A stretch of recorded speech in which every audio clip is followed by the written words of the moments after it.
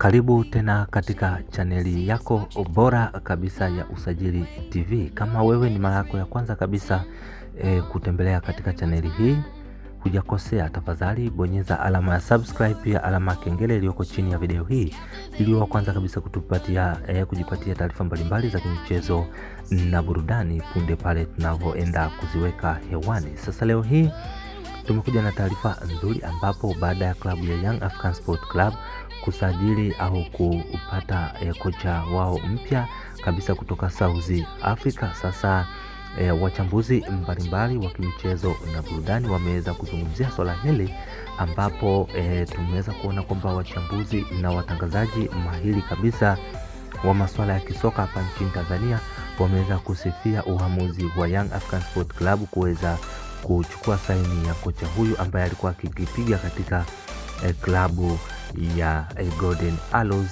ya huko nchini South Africa. Sasa taarifa zilizotufikia ni kwamba wachambuzi wameweza kumkubali na kusema kwamba huyu kocha ni mojawapo ya kocha mkubwa na mwenye beji kubwa sana ya CAF.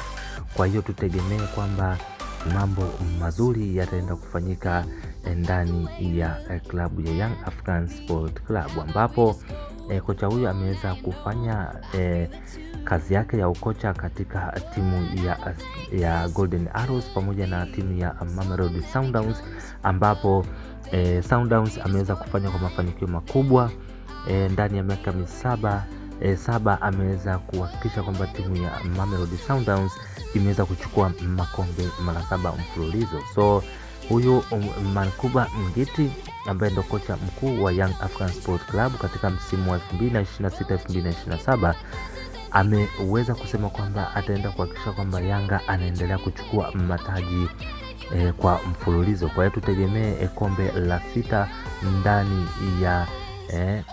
ndani ya klabu ya Young African Sport Club litaenda kuletwa tena na kocha huyu mpya Mankuba Ngiti. Kwa hiyo tutegemee mazuri na tuseme kwamba kila la heri kwa kocha huyu ambaye anaenda kuchukua majukumu yake hapo punde, na kuhakikisha kwamba katika dirisha hili la usajili anaenda kusajili wachezaji ambao wataenda kuisaidia klabu yake ya Young African Sport Club kuchukua taji la ligi pamoja na kombe la Champions League, ambapo tunajua kwamba Yanga anaenda kushiriki klabu ya mabingwa Afrika kwa msimu wa 2025-2026.